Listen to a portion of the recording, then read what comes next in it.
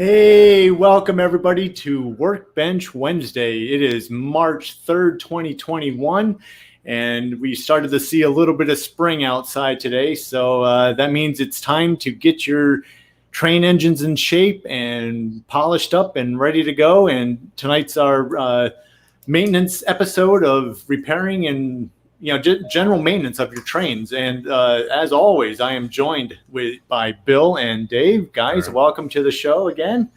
Hello, everybody. Hey, Jen. So, David, I saw some pictures you've been sending me. You text me pictures about your trestle that you're building. Tell me a little bit about that.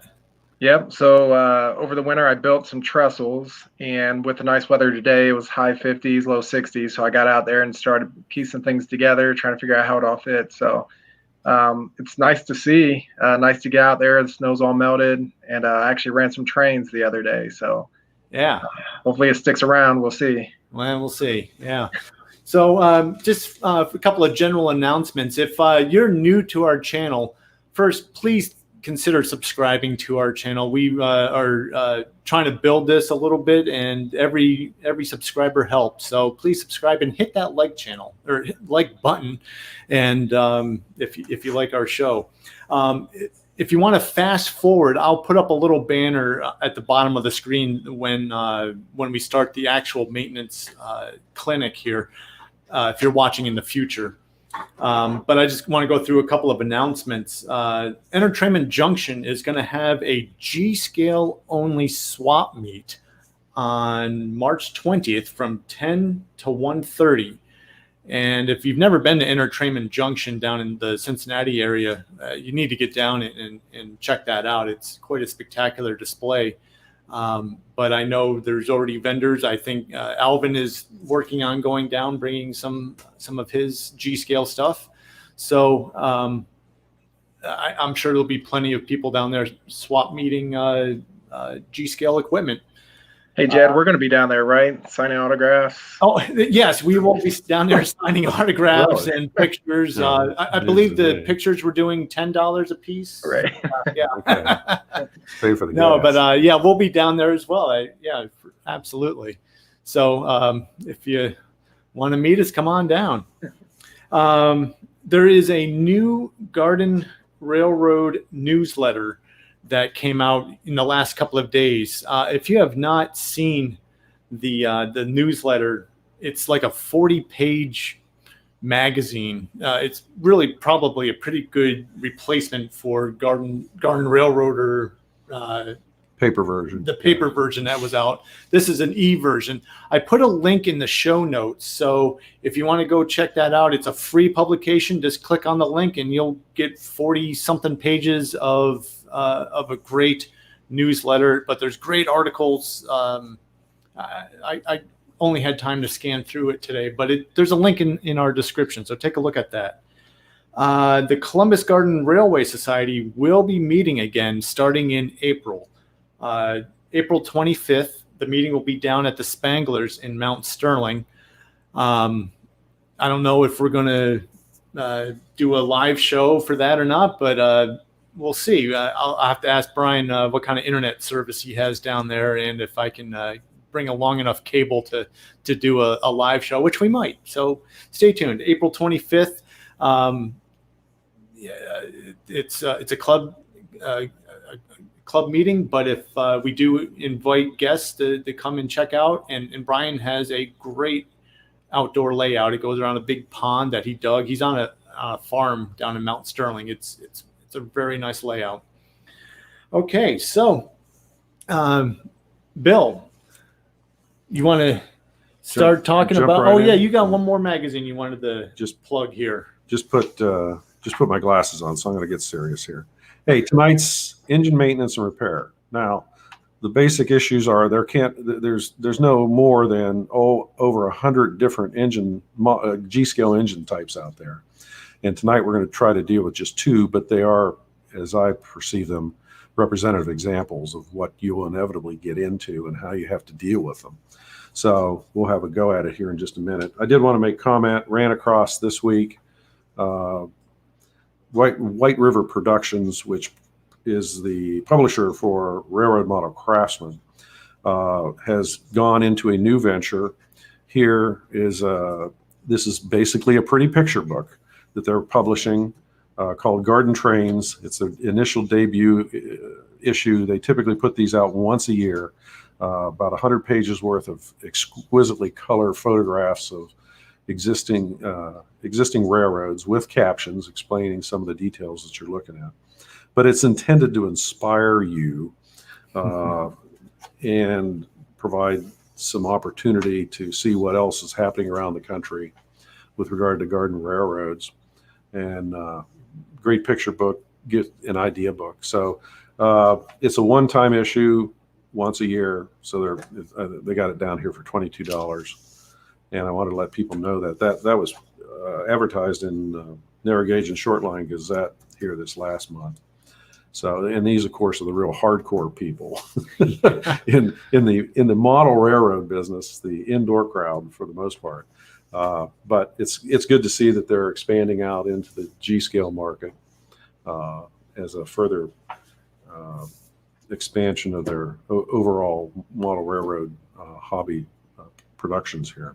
Yeah. Okay. Fantastic. Let's jump into things here. Jump into things. All right. So one of the first things I wanted to deal with, what are some of the most common problems you get into with engines? Okay, so I'm going to lug this puppy up here. I think everybody's seen this is good old LGB Stance engine. Not exactly American prototype, but for all the European crowd, I think Jed might find this more interesting. Is a starter set engine and represents a lot of T-scale equipment that's out there in one form or another. And certainly the motor block has been utilized in innumerable engine types. So that's the core issue at hand here, not necessarily the way the engine looks or European versus American here. But when you get into trying to figure out normal maintenance pattern, or if the engine isn't working correctly right off the bat, you can usually expect there's probably about 4 different possible things that usually go wrong with these things. One of them, and probably the most because it's a frictional issue, is the power pickups. They obviously wear, and they wear because their job in life is to scrape along the rail, and in so doing, they rub themselves off, initially grooving themselves out, and eventually wearing down through the plating, down into the brass. And if you let it go long enough, and if it'll still run, it'll actually chew a hole in these things. At that point, it's definitely time to consider replacing the pickup shoes. Stripped gears are usually the second thing I find, not because the gears are cheap, but because everybody asks too much of these engines for the most part. Everybody wants to pull that 20 cart plus train around sharp curves and up steep grades. And so what inevitably happens, the motors are, with few exceptions, a worm and gear affair for most manufacturers. Worm off the motor shaft here, typically brass, onto a plastic gear, in this case for LGB, a Norel gear. But the fact of the matter is it's metal against plastic, and the plastic always loses. And if you're pulling equipment that is too heavy for the engine, or you're asking, it is just straining the engine for whatever reason, the gear is typically going to wear out. If you look at that real close, you're going to see that it's rounded out. All the gears are worn through. And what you'll typically notice is you go to put the train on or the engine on the track and run it. You'll hear the motor move. You'll hear the motor running, but the engine won't move. Yeah, and that's a classic gear, or one of the gears of the 2 axles will strip out, and then you'll typically get a grasshopper effect where the engine will sort of lope along in the scheme of things. Because it's only catching a couple. Yeah, it's only catching. Well, a few gears go around and catch, and then it moves a little bit and catches again and keeps on going until it totally rips the gears up. Yeah. Okay, I can't say I've ever come across a circumstance where the brass worm gear coming off the motor has worn. It's always the plastic. Well, they got to make a weak spot so that. Yes, in a way that's helpful. Other issues. Well, a lot of the equipment, not everything. But in the case of LGB, Pico, even USA trains, I'll get to that have a traction tire, at least on one of, in this case, the truck tires in this series. And it's simply a glorified rubber band. It's a little harder, but for all intents and purposes, it's similar to that. And I know in the case here, here's a brand new motor block. And this is a USA Trains motor block. Where are we at here? There we go. Here's the traction tires. The two black strips here are just simply flexible rubber band-like material, whose purpose in life is to provide extra traction, otherwise to keep the wheels from slipping and be able to pull more cars so you can strip more gears. So when just under, let's say, your average homeowner that has a garden railroad like myself, you can expect, even if you don't run your trains all that often, that those rubber bands, let's call them, traction tires, will just dry rot out because they're exposed to the air, to sunlight possibly, but they do just dry out. Because I've got my LGB train here that is probably over 10 years old. And when I started running it, I don't think it had been running over 10 years, but when I started running it, the traction tire just fell off in clumps. Right. Like any rubberized material, whether it's an inner tube for a bicycle tire or even the tire itself. Yeah. So don't expect that that's going to just go forever. Hardens the rubber, and eventually they disintegrate. The other thing, and we recommend that you oil the equipment. That's one of the things we'll touch base here in a minute. But and that's a light lubricant. It's plastic compatible, but it still does deteriorate the rubber traction tires to a degree and hastens their demise. So it's always good to keep a pack of traction tires around. All the manufacturers sell those aftermarket products that way. Last but not least, and the most annoying one, because it takes so much effort to fix the thing, is the motor itself. The good old motors, worm and gear, brand new and are great. They freewheel. You can twist them with your hand and off they go. They feel smooth, clear, no problem. Here's one that's just plain as frozen. The bearings wore out in this particular unit here. And then probably my most grotesque example is the one we were talking about earlier. Here's a motor that that burnt up. You can see how the plastic come apart easily. I had to literally take a pair of pliers and a screwdriver to pry it apart because the motor had gotten so hot it fused with the plastic of the motor block.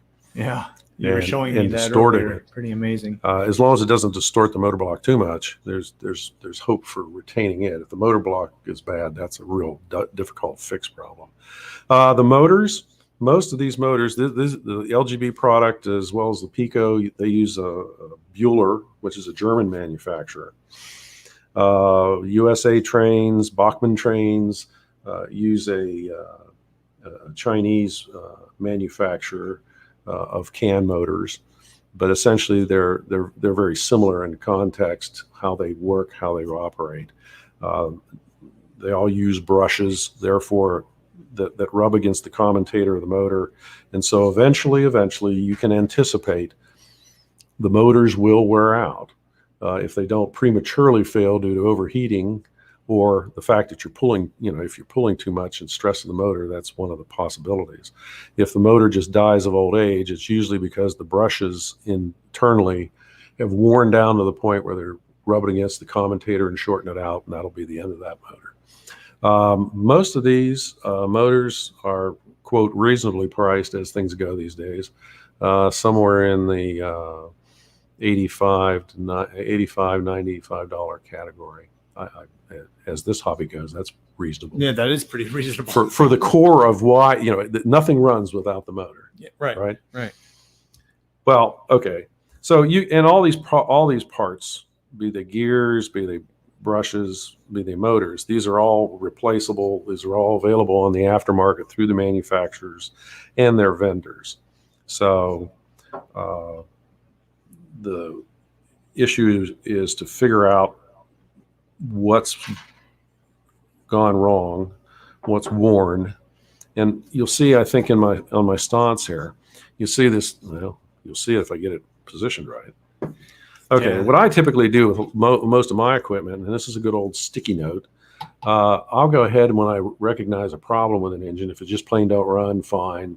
If I notice wear and tear on it, and if I put it aside, I'll always make a note with a sticky.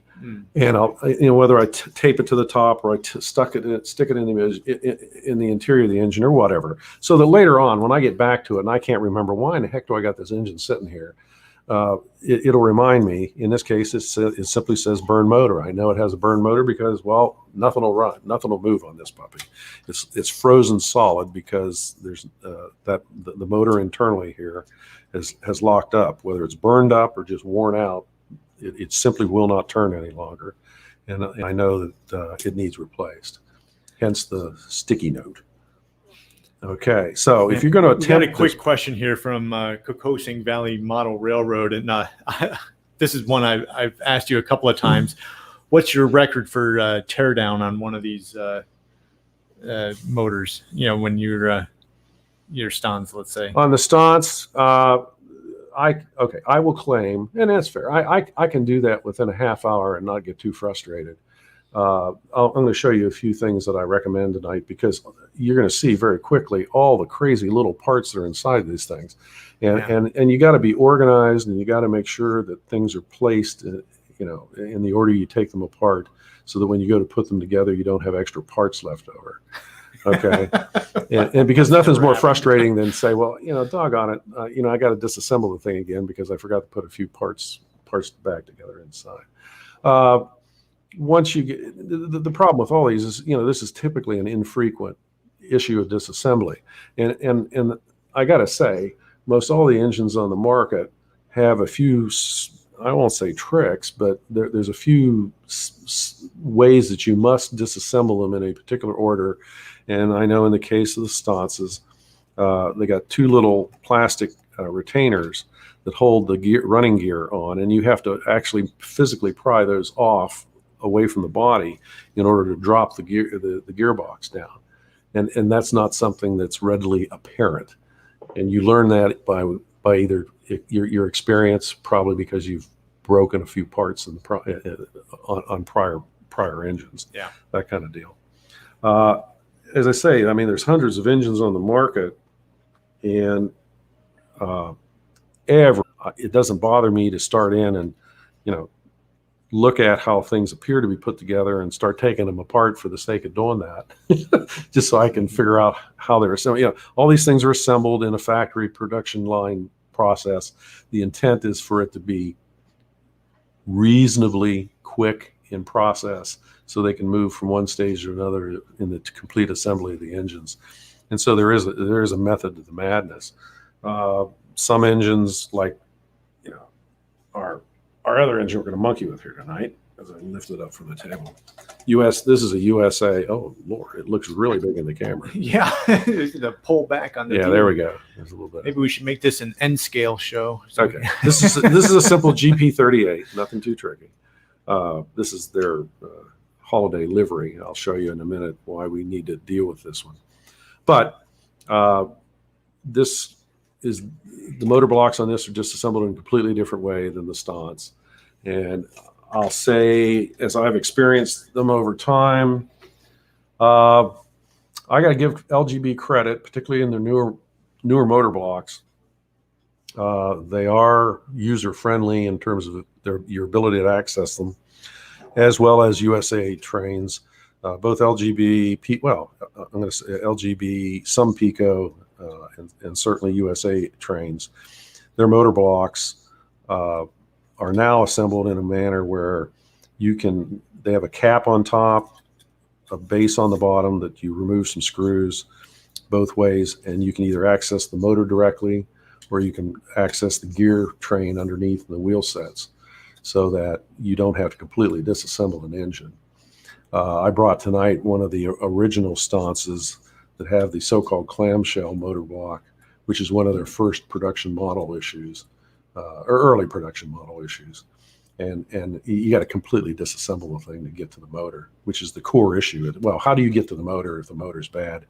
Because if you can spend $75, $80, $85 for a motor, or you can spend $125 to $150 for a motor block. Mm-hmm. The choice is yours. You pretty much have to deal with either method. You have to deal with the motor blocks no matter how you approach the issue, maybe the motor in here. Well, okay, so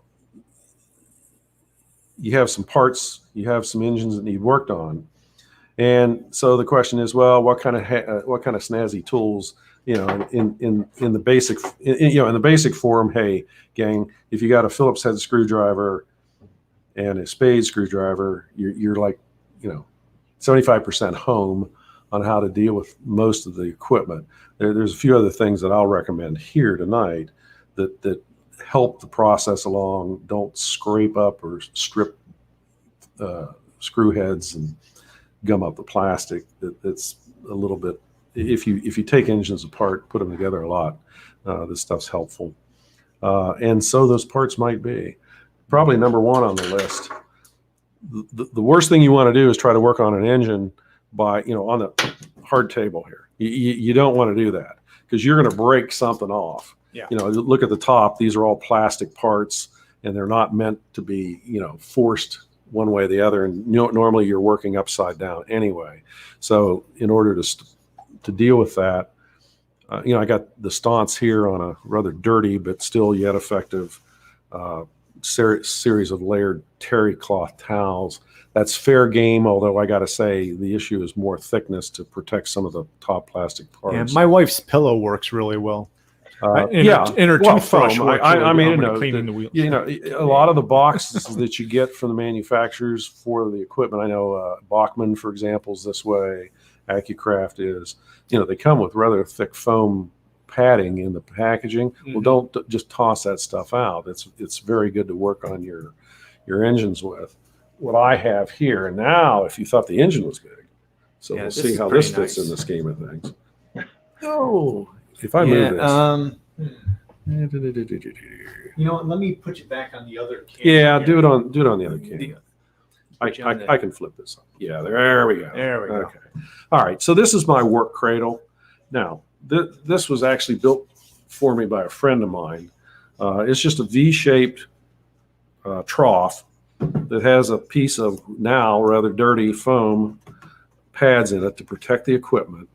And as a result, you can easily cradle the engines in it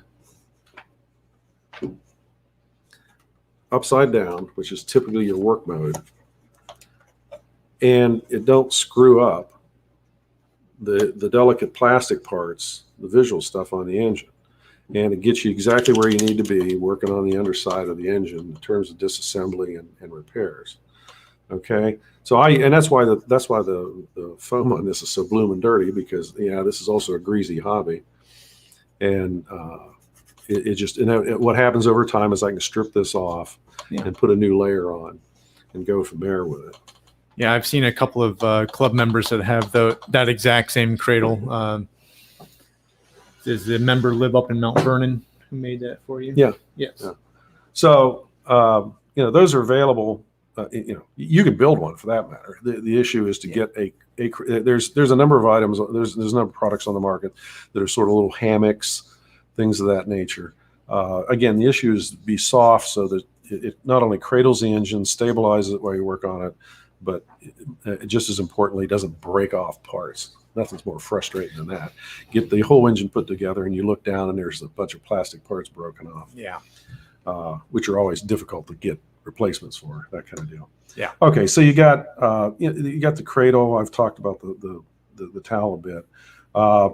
Another item recommend is a go back to the okay, a magnetic tray. Yeah, they're like for all the metal at parts Harbor that you're going to lose, so you don't lose them on the floor. Nothing's worse. And of course, we all work on shag carpet, right? So you want to prevent anything from winding up on the floor that way. These are excellent. These are little when you go over to Harbor Freight, get these things for a couple bucks. Yep. And if you catch on a sale, they'll almost might be free. Yeah, it might be free. I think they're down to like $2, $1.99 now. But they are well worth it. And another little secret piece that I have found to be extremely helpful. This is the notorious screw holder, because you'll find that a lot of the screws that go into the engine are in places that your big old fingers just simply aren't going to reach to put in. And this will hold the screw, also allow you to put the screw where it belongs in the hole and begin the process of tightening it. Now, eventually you'll still have to use a screwdriver, right, to drive it You can home. just get it started with that. But that's all this is. It's just you press on it and it collapses around the screws. And I'll tell you, this has saved immense amount of frustration, because you can get the screw down in tight places that you'd never get your hand. Yeah. And, in the old days before I come across this thing, I would put gummy on the bottom of my screwdriver in order to get the screw to hold on there while you put it up down in the part location. So anyway, Bill, where do you get these things? Quite frankly, this goes to the next element. Yeah. Where do you pick those up? Where do you pick those up at? This is actually this is a neat little tool in the computer chip market. You use these to put chips on circuit boards. Well, that means you're off to Microsoft. Micro Center. I'm off to Micro Center, excuse me. Try not to buy. If you're going to do that, plan on spending a little bit more. Because the other thing I recommend is getting one of their computer repair kits, $20, and you get all sorts of really snazzy parts, and because most of the engines are made overseas, they are all metric. They're not English, and that'll drive you nuts. So with getting form-fitted tools to work with. So a computer repair kit, $20 or thereabouts, has all the basic parts you're going to need to address the particulars of disassembly on an engine in this case. Okay. Now, parts there. Have you ever had to, you strip out a screw, it happens in the plastic. Have you ever put a helicoil in as a replacement for the threads, and then you can, if I strip out the plastic on like the Narell material or the hard PVC, you can always go to the next bigger screw, I guess. No, I've had just as much luck with the good old JB Weld, the 2-part JB Weld. Now, the key to that is putting a little bit of Vaseline on your screw to mold it down in the hole. It won't then stick to the JB Weld, but the JB Weld will fill the hole out, and you can retract the screw, and you're right back in business on it. Okay. Okay. So there's another helpful handy dandy tip there. Yeah, handy tip. JB Weld. All right. A few more parts, if you'll bear with me. Yeah. Oh, yes. Because we're dealing initially with maintenance as opposed to total teardown, the next piece I recommend dealing with, and it's particularly if you want to clean.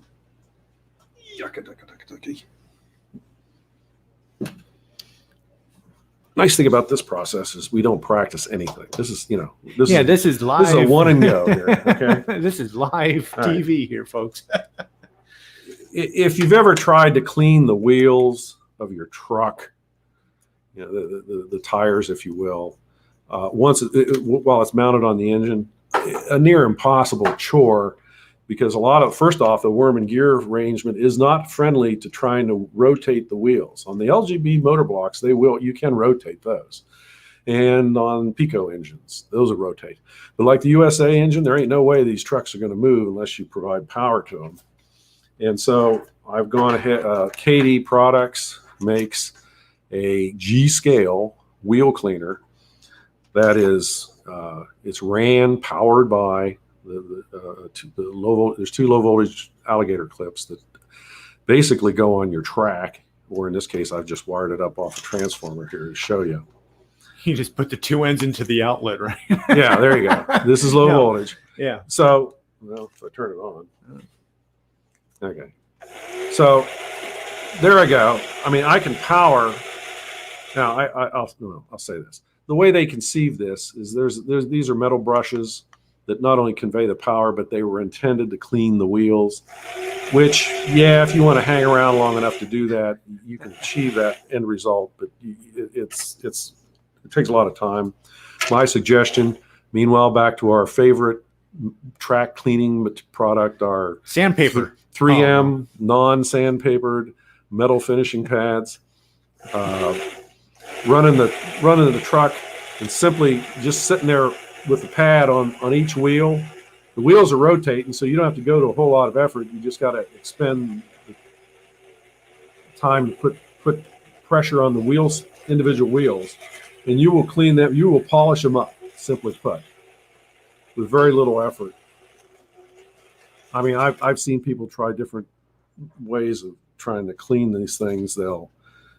I know what Pico recommended, putting it down on taking a piece of track and putting a paper towel on the track, soaking the track or the paper towel with smoke fluid, taking and running the engine on and off and on and off with the paper towel. Well, yeah, I guess you can do that. It does work, but it seems like a whole lot of effort and a whole lot of mess, and of course sucks up a lot of smoke fluid in the process. Whereas this simply just does work. Okay. Yeah.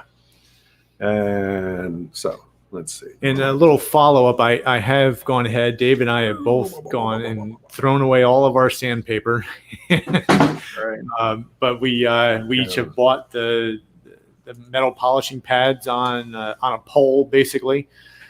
And it takes some work, but it does work very well. It cleans the track and gives you a little upper body workout at the same time. So.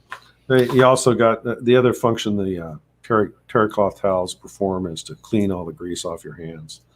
The other two actual material products I recommend that I've talked about a little bit before come to your aid in this process too. No affiliation with CRC. They just make the good product that works here. CRC 226 lubricant. Okay, it's a light lubricant that is electrically conductive. It's used in the electronics industry, quite frankly, and electrical industry, to not only lubricate parts, but not to interfere with the transfer of power. And therefore, it technically conducts, and it does well in this hobby. Yeah. As a result. The other thing is a number of the manufacturers. I brought my LGB tube tonight. The good old Gear lubricant. It's a light, medium grade lubricant that has a adhesive quality for the gears. Sticks on them. It doesn't throw off, if you will, even though the gears turn rather quickly in the process. Once you do this once a year, this stuff will stay in there. Okay, so there's all the pieces parts, and now we get to the crux of the matter here tonight. At this point. So I'm going to start out easy, and I'll leave the stunts. I start out with the stunts, and I'll get back to the stunts. Wanted to get to the business of dealing with the USA engine. So let's see what I guess we got to use the wide angle camera for this, don't we? No, I believe so. Yeah. Boom, boom. Yeah, I like that Cradle. All right. Now I'm going to assume this is easy enough to see, other than you see my belly and not me. But Yeah. I'm going to replace. Went ahead and spent the $125 for the full-blown motor block. Everything's new: wheels, gears, motor, well, even the motor block. So one and done. I get to fix it this way. The reason I'm trying to fix it is, now I'm gonna. Should we start the stopwatch? Not quite. If you look right now, where are we at here? Yeah, I'll do it even over here. These wheels are worn so badly that the flanges are double the depth because the tires have worn so much. All the plating has been long worn off these tires. And so much of the brass has been worn down. In fact, you look at the motor block, I don't know, the camera probably won't pick it up, but you'll see brass shavings all over the place. Mm-hmm. Now, the fact is, it still runs. I just showed you it ran. But it doesn't run real well, but it does still run, does pull equipment. But obviously, it's to the point where it's time to change the assembly out. And in the case of the USA product, these are probably the easiest ones I know of to change out. You don't have to get into the body of the engine at all. Everything you have to do is on the exterior. In the case here, we got the trucks. Did I take this one off earlier? Yes, I did. Is my big hand in the way so you can't see what I'm doing? Of course, yeah, you can't see a thing. All right. There are 3 screws on each side of the side frames that you need to take out. Oh, lovely. And of course, working on blindly around is kind of, the angle is not the way you would normally work on this. No, but for pure production quality here, I got to get to them. Let's do this. Gotta get out the power tools. Yep. More power. About to experience Murphy's Law. Right. This went so well in rehearsal. Hey, I actually, yes. In fact, that's exactly what I did, was take that blooming thing apart. Huh? Aha. Right tools for the right job. There we go. Forgive me, gang.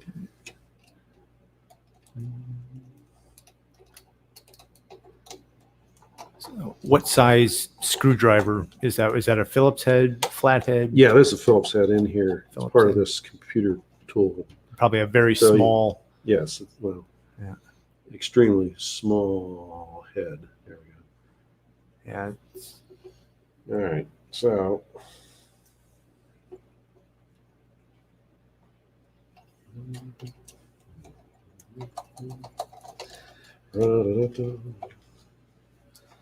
You guys got to do some filling for me now.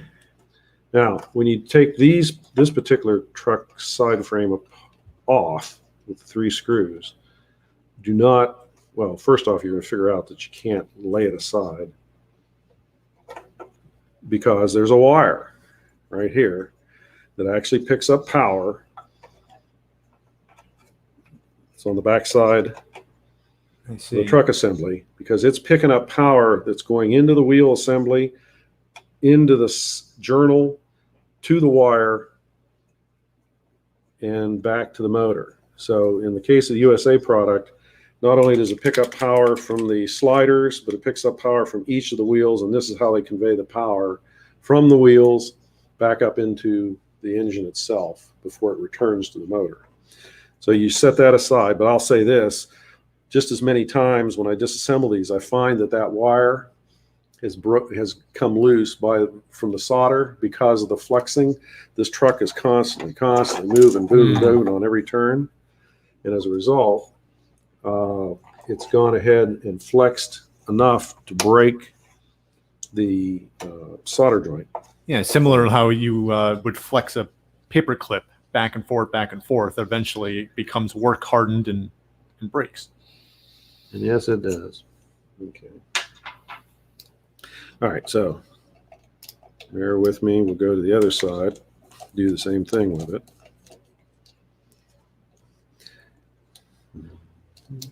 I heard some good jokes the other day. I can't think of a single one to fill this time here. Yeah. Here, remember the joke about the guy who tried to disassemble the USA engine?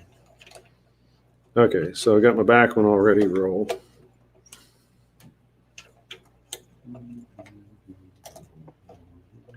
So, Bill, while you're doing that, I'll tell you, as a new person to this hobby, disassembling an engine is the most intimidating thing. And I have a couple that I bought used, and I try to disassemble it, and I have some screws out and a plastic bag, which is probably not the best option. But I'm hoping, seeing this give me the knowledge to like get back in there and start taking it apart. So I never got it completely apart.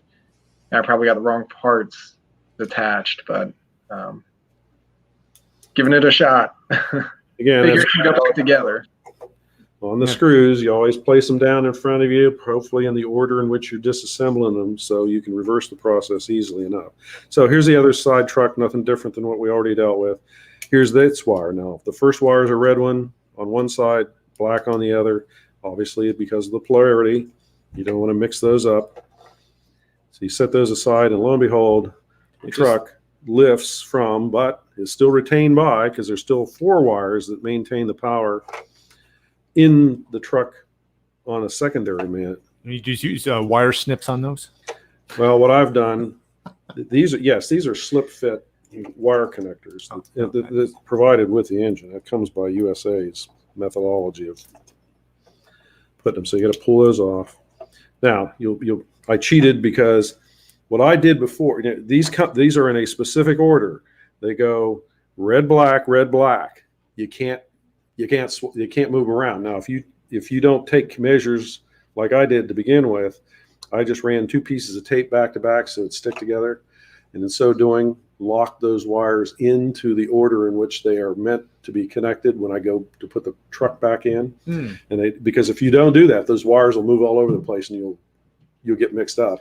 I wonder, with the overhead cam, maybe we can slide the your whole workbench there underneath the so we can see how you've wired those a little further. I'm getting there. Just trying to move a few things.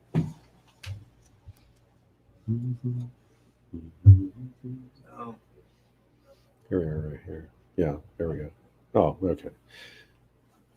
So these are just 2 pieces of clear tape back to back, so they hold together on it. And there's those wires, red, black, red, black. If you get them mixed up, you'll short the engine out, and that'll be the end of. You have to redo it if you don't blow something up in the electronics. Okay, so meanwhile, back at the ranch. So here's the new truck. Here's the connections for the wires there. Everything looks new, shiny, piece of cake here. So once again, start back through 1 wire at a time.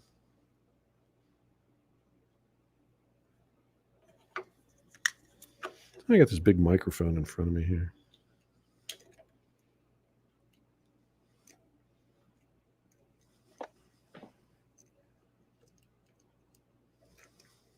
Should have made this like one of those cooking demos we saw on TV where they have everything pre-made, pre-prepared. Well, I'll just wait until we move everything outdoors so we can go run it on my tracks tonight. No, we won't be doing that. We won't be doing that.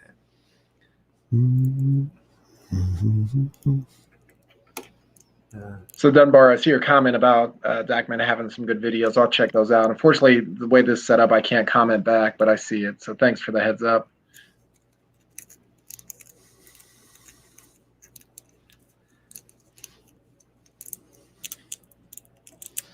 And Jed, you've probably seen it too. I know Bill has a great cradle there, but I've seen some, on different YouTube videos or Facebook videos where people have some really creative different types of cradles using styrofoam and that kind of stuff. So it's really neat to see. Yeah, Tim Dove has a nice foam one, and it's like 2 pieces of foam that cradle into each other, and you can rotate the angle on it. It's really, really nice. I'll have to check it out. We picked it up at one of the train shows up in the Cleveland area. I want to say at Berea. Nice. I don't know, Tim, if you're watching, maybe you can tell us where you found your cradle. And I know Doug Clark has the exact same cradle here that was made by the same gentleman in Mount Vernon area.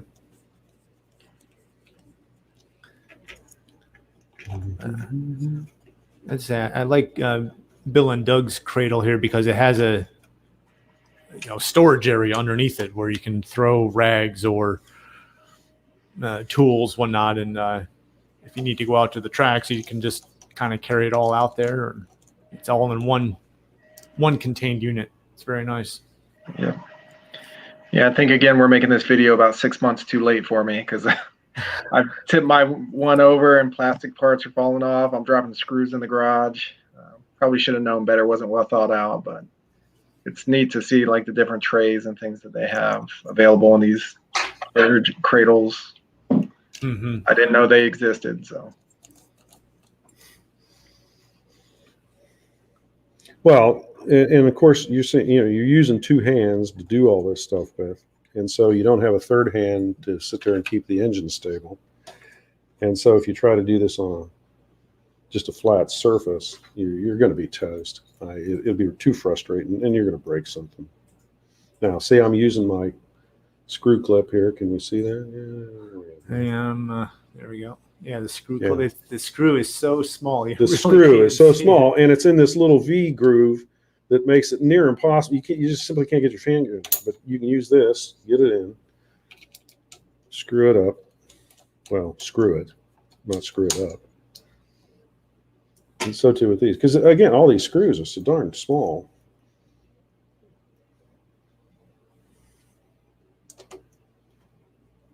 And it's just a good way to get them started, and then you gotta get them started. Reach down in here and get my last screw that. And really, when you tighten these up, it's literally just not even finger tight. It's just until they start to feel a little pressure, right? Yeah. You don't need to. And the other reason I like the V groove thing, which you just saw me cheat by lifting the engine up. Why did I do that? Because yes, I dropped the screw, and the screw went down in the V. It didn't go trundling off into my shag off carpet. into the table into your shag carpet here. Because if that happens, it's just absolutely toast. Somewhere in my carpet, despite there are a number of springs. You'll see here in a little bit when we get to the studs. Okay, the point here is we're back and ready to roll here. So like all things, before you completely take it off the bench, it's always best to give it a shot, see if it's going to run. You turned on?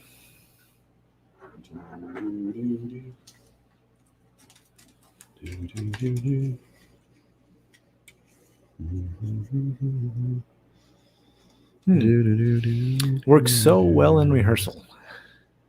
Yep.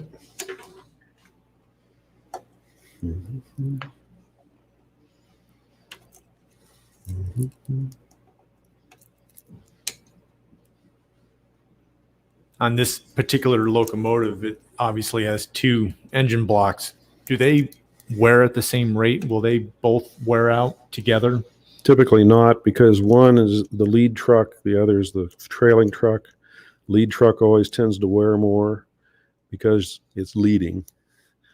The front wheel sets will wear quicker because you're running into interference as it goes around curves and everything. The other trucks are being led. At what kind of a rate, like 2-to-1, or No. Not quite. Well, success. Voila! All right. Because there was a loose wire back here. Loose wire. All it took is one loose wire and the thing don't run.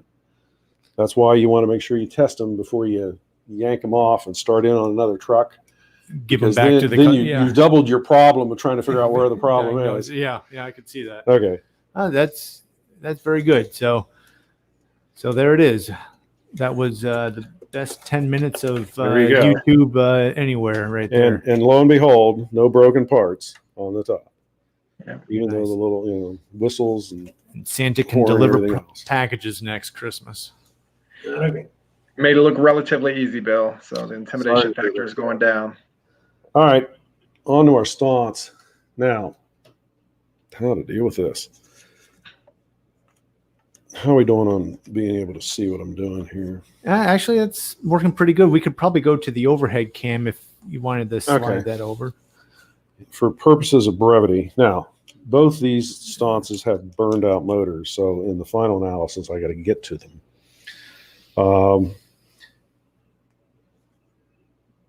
Most of the manufacturers over the web do offer exploded diagrams of their engines, which I do, it's a help to understand how the unit is assembled and therefore how it can be disassembled. It gives you at least, the screws and everything are typically shown. So at least you have a starting point to know where to look for the different pieces parts. In the case of a sconce, one of the first things you typically do is take the smoke stack off. This engine is not does not have a smoke unit in it, so it doesn't have the power wiring down below. You take that off because then that allows you to remove the coupler,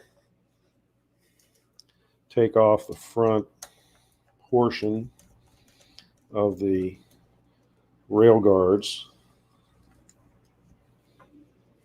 And you'll notice again, now I try a lot of times, if a screw appears like it's going to stay with a piece of plastic, I'll typically leave it there so I don't compound my where to find it, where does it go problem. Hey, Bill, if you shift that cradle a little bit, we can use that overhead cam and probably see a little better. Okay.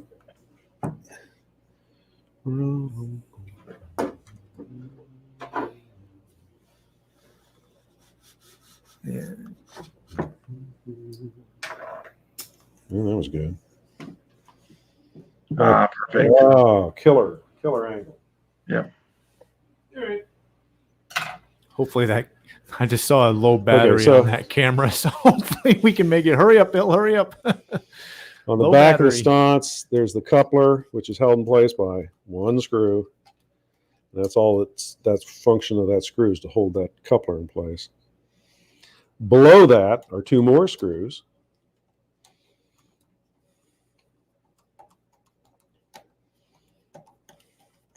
That hold a retainer plate for the back of the motor block. You're supposed to hum while you do this too, man. And then there's the back rail guards. Same story. It comes off. So I've already taken 1, 2, 3, 4, 5 screws out of this thing to work my way down to the basic motor block, which I will remove this out of. Okay. So. Oh, okay. We're getting down to there's the motor block. Looks like a familiar which piece. Is similar but different. One more screw, which holds the stirrup brace in. Now this one doesn't have a place to hold, so I'm going to put this aside. Your magnet dish. Yeah, my new magnet dish here. I don't want to put it in the old magnet dish, but my old magnet dish is filled full of other screws. How's that? Okay, so this becomes the super secret. How do I get the motor block apart? Or how do I get my motor block to drop out of the engine? Okay, here's the notorious secret for the sconce engines. This tag here has a screw clear up inside. Oops. It must come out. Not because the screw is holding the part into place, but the screw is holding the piece of plastic that holds the plastic part in place.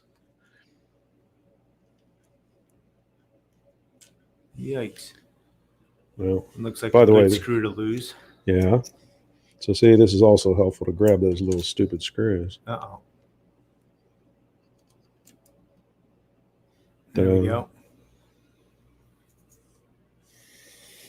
So this is the part that came off when I removed the screw, but it accesses this little tab, and that tab pops out, and there is what holds that whole motor block up into the frame of the body on one side. Going to reverse it to the other and do the same gymnastic.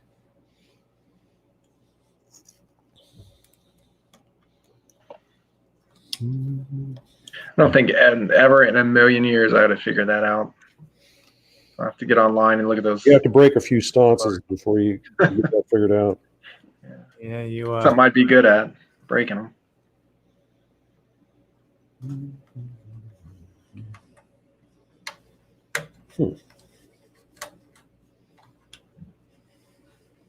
So, Bill, while you're doing that, what options are out there for new folks that, even after this video or if they watch video online, they don't feel comfortable taking something apart? What's the best way? I know there's people in clubs and that kind of stuff, but yeah, there's a handful of there's a handful of the members that have done this before, and you can probably talk into assisting you, if not doing it for you. That's one of the reasons for the club. Right. Okay, so I'm on the other side. I've taken the screw out, and once again, pop that out. Once I do, then everything comes apart here. There's the motor block coming out, free from the engine.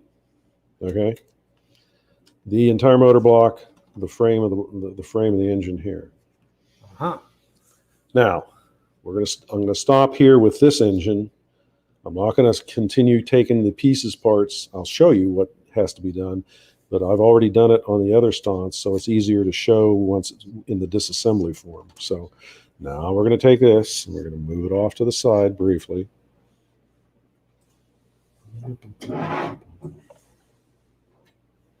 While I bring in the focus. So what we've taken off 8, 9, 10 screws for the sheer pleasure of getting to the motor block. Essentially, same story here. Here's the engine frame. And here, nicely placed with all the pieces parts, are the rest of it. Here's the motor block. Here is the frame for the steam chest and the driving rods,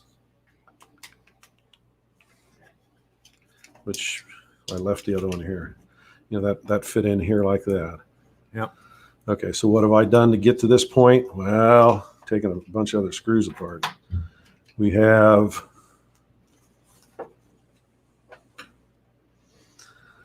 the wheels themselves have 4 screws that hold the tires on that must come off.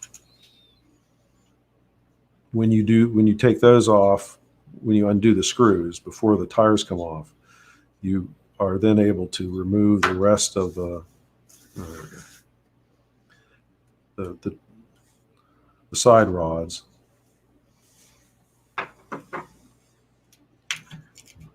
Those. Yeah, there's a key. A key. Every one of those tires have a key to them. Now, again, this is pretty specific. This is LGB's product.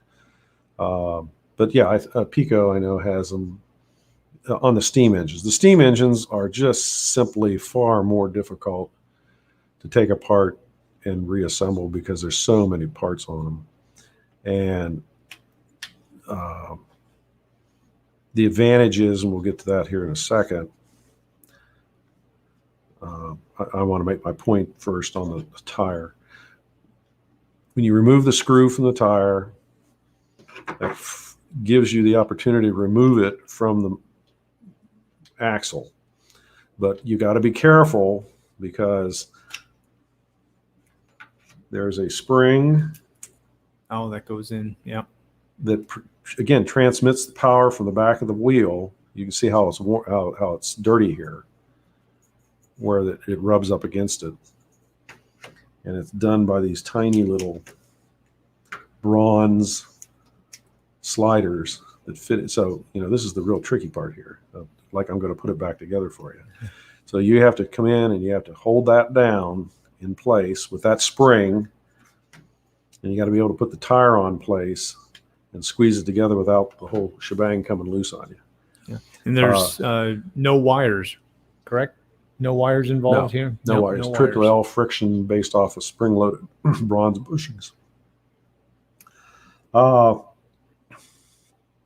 I typically do, by the way, I put a piece of tape over these two parts to lock them into place, put the tire in position, and then pull the tape out. Yeah. But we're not going to do that right now. So at that point, you get down to, you've taken all the gear off, all the the steam chest and the side rods off. You've taken the tires off, you've taken the springs out and the bronze bushings that transmit power. You've taken your sliders off. The sliders normally fit right in here. And there's just a screw that holds that into place. Yep, just a little set screw. And take that off. Set it down. And let's see where we're at. Okay. This is a filler piece on the front of all their engines that fit the sconces, whose job in life is to bridge between the motor block and the front end of the frame of the plastic portion of the engine. That It's just a space filler. it just snaps. It snaps in, snaps out. Huh. Same too with the rear end of it. Now the rear end of it has and you got to do a little bit of coercion here. It actually has a lead weight inside it. 2 lead weights, as a matter of fact. Okay. And you shouldn't have to mess with that other than just to take it off. So lo and behold, you finally get down to what we affectionately do refer to as the motor block. Now this motor block is used on numerous of the LGB products. Anything that has a 2-wheel 040 type wheel arrangement. Now, this is the old version. It's called the clamshell, and I'll show you why in a second. The newer versions are solid, allows the bottom to come off, the top to come off, but basically it's still physically the same size. Okay, last but not least is that issue of how to get back inside the thing. And we'll go ahead and coerce it open here once again.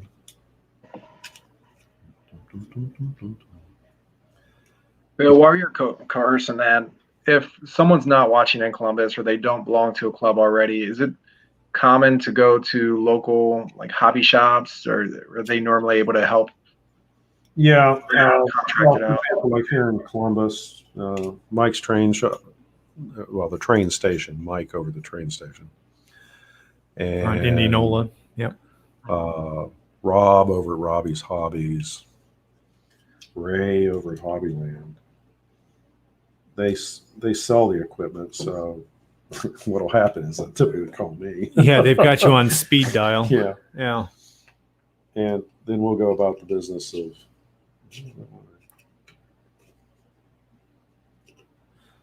Well, as difficult as you're making this look, no one's going to want to work. Well, on no, these yeah. themselves. My Lord, what is he doing? You're going to keep yourself well employed here for. I know he's trying to drum up the business for him. You never want to do this crap. No, what I said. I actually put a new motor in here before I came over. So now I know where I'm at. One more set of screws. By the way, Jeb asked me, how did I manage to arrange these also? This is a sticky pad. Yeah, it's a Now, lightly I don't sticky. normally use that. I used it for this purpose of demonstration, so you can see what all the parts are that you got to get disassembled in order to get to this thing. And okay, so the question is, well, wait a minute. Well, what about the other manufacturers? Honestly, the Pico engines, the steamers, the 040 or 060 starter set units, you literally have to take the body apart to get to the frame, to get the motor block, to get inside it. It's twice as much trouble. For what I don't know why they decided to do it that way, but again, it's a production line process, and Those Germans. those crazy Germans wanting to. Well, LGB stuff is all German design Yes, it as is. well. Now I feel a lot better. Okay, so here we go. The reason it's called a clamshell is just like a clam. It has 2 sides to the shell. And when you take it apart, lo and behold, come on. There's a pearl Thank inside. you very much. Inside Uh-huh. is the very issue you wish to get to. The motor and the wheels and those gears. What Plastic I've gone gears. through with all these parts and this monkeying around is the only way that you can get there from here. Okay.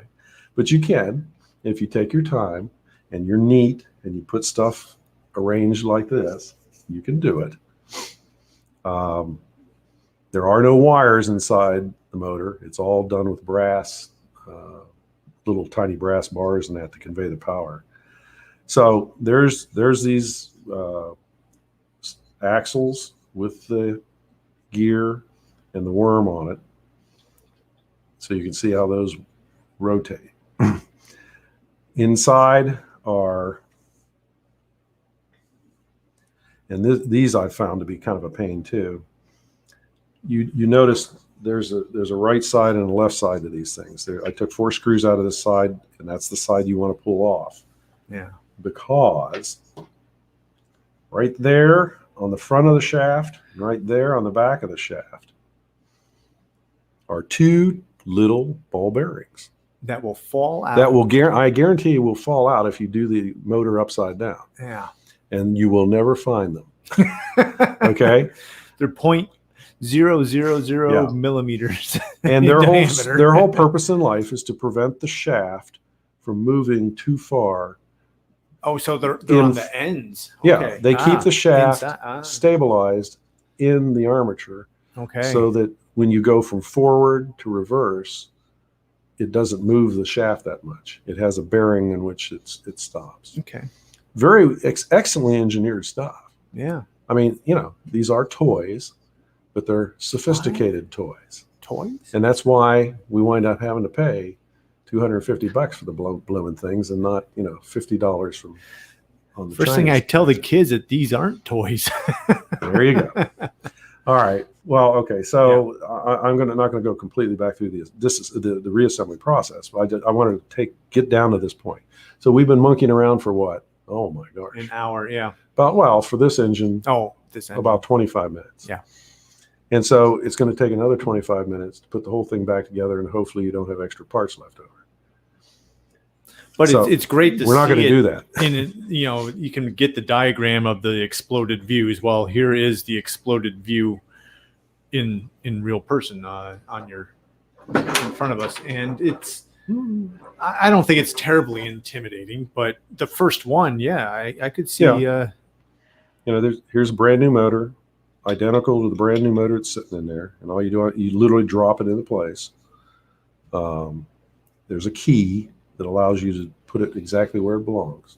Okay, it only goes in one way. Only goes in one way. Yeah, and forward and backwards, it only goes in one way. Right. And the last little, oh, by the way, I'll clue you to. Keep in mind that normally so here's the axle shaft and the gear. Well, normally in the process of taking a motor in and out, these things are going to get turned every which way you may not, you can take them out. It's not that you can't.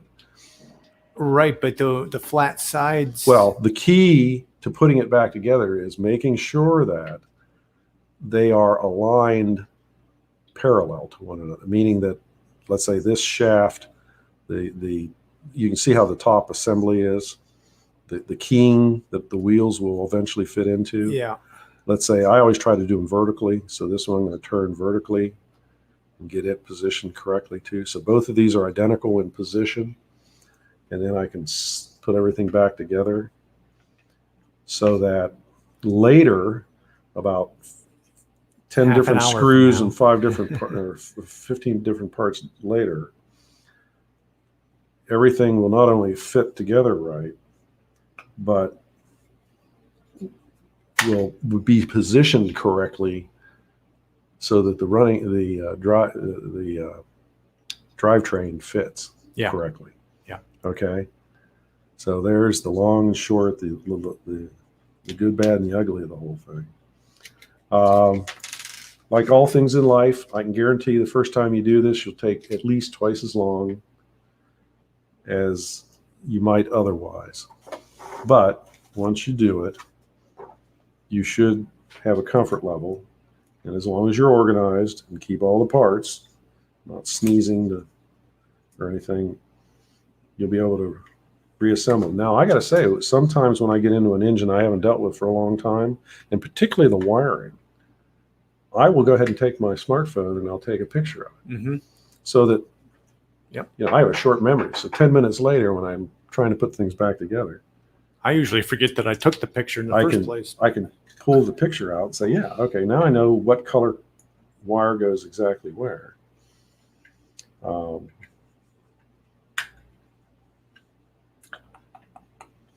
So let's see, is there anything to wrap up with? Yeah, what's a good tip for putting things back together that we're probably not going to cover because our show is already fairly long here, and we agreed that the last episode was about as long as we'd ever want to take for an episode. Any other gems of tips of putting these back together? Yeah.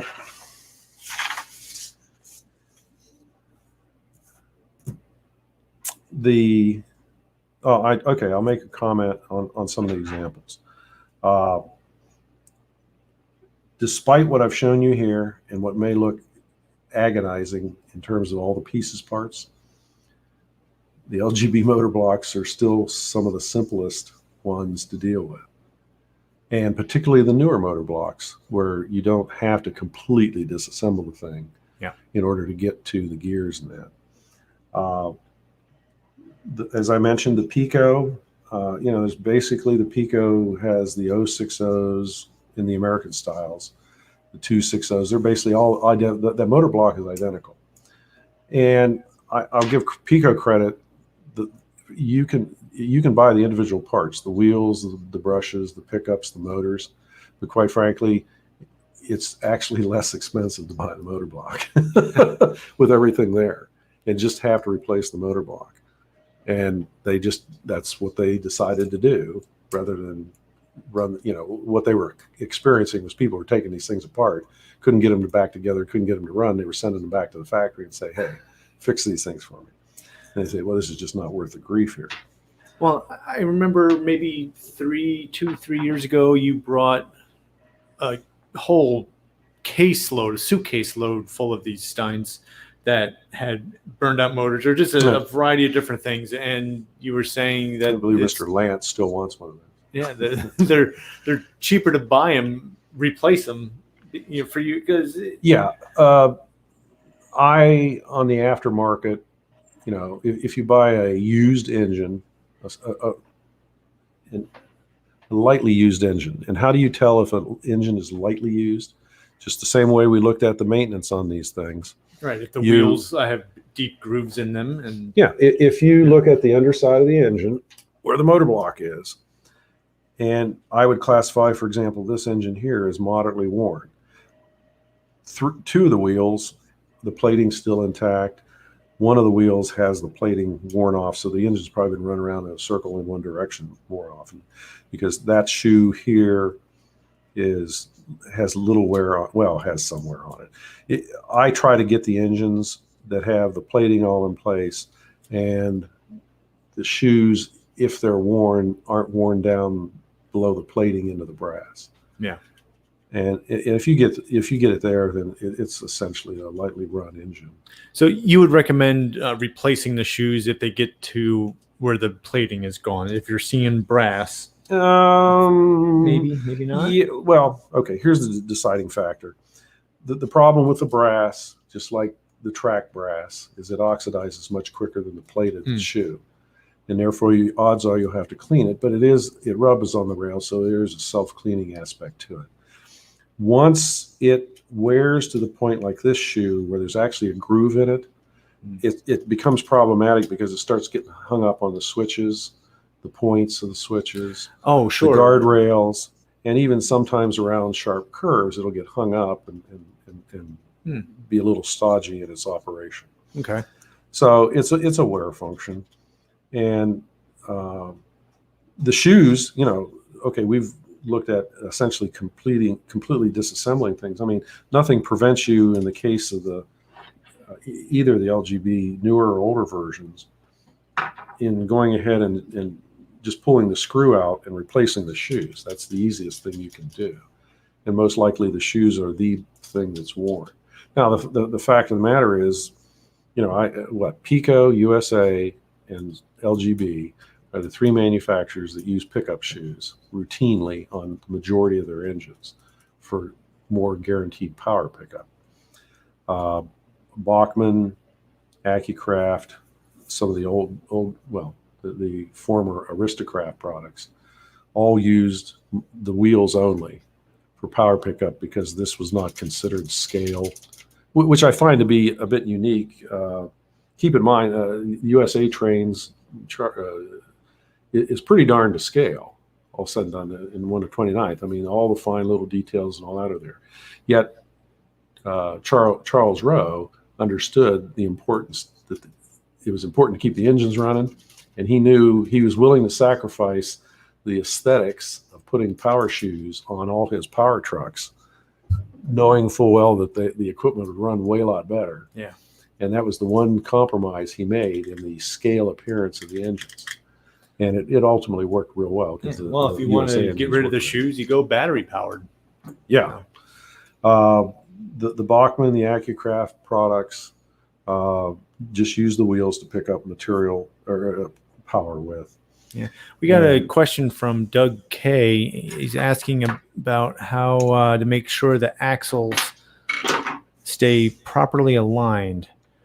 I think you covered that when you were putting them back together, that the keyways need to be in the same orientation when and I assume that's, Doug, that's what you're asking here. How do you keep them oriented correctly when assembly?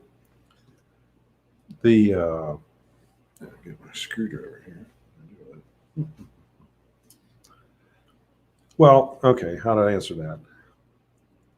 Most all the equipment has some version of this spring brush bronze assembly that rubs up against the backside of the wheel in order to convey the power from the wheel itself into the engine internals.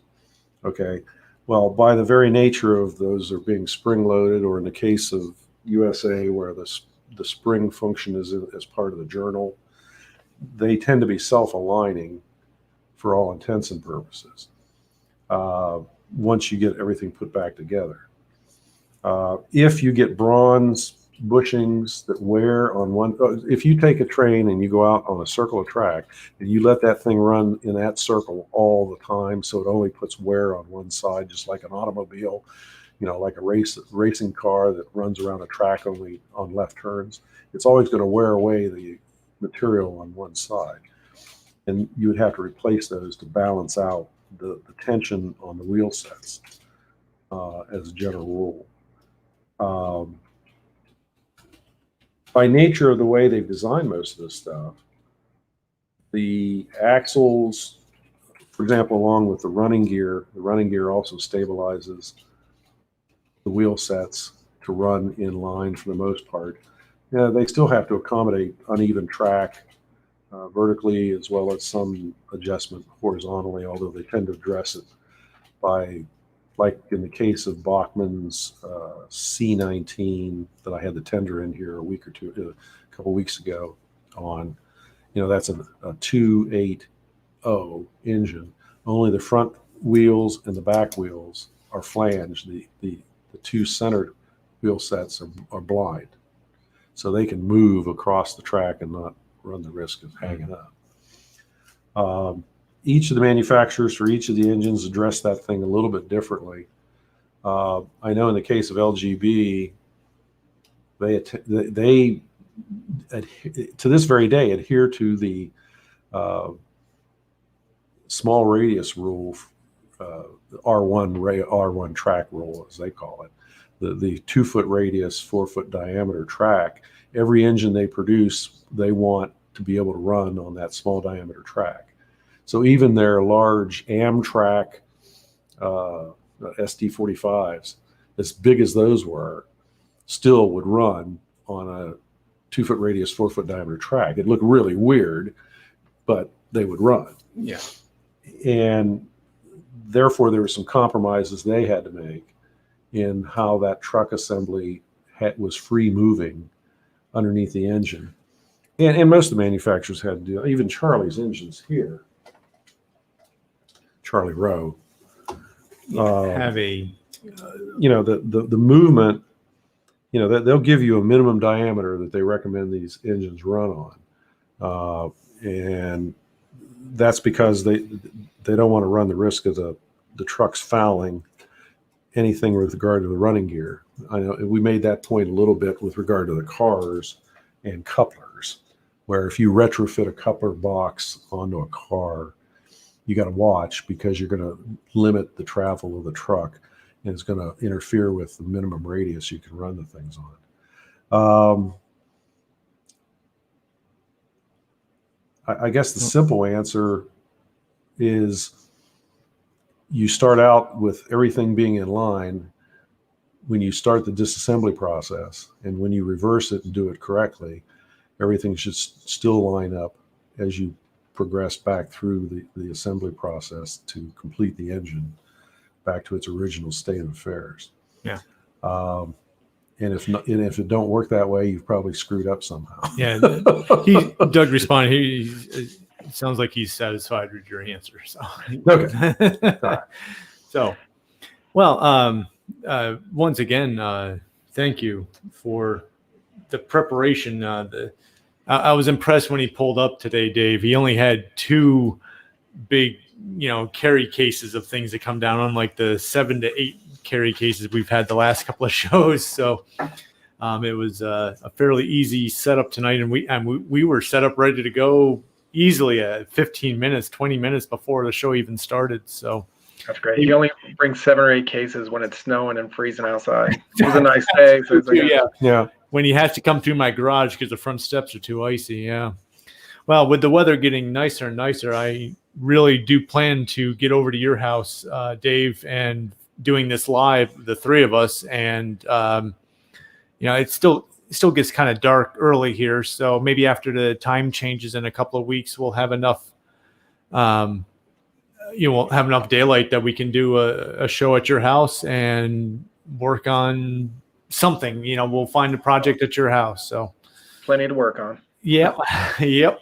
So, well, thanks everybody for sticking around as long as you have. If you are still watching, you obviously love our show. Please go down and click that like button right now for me.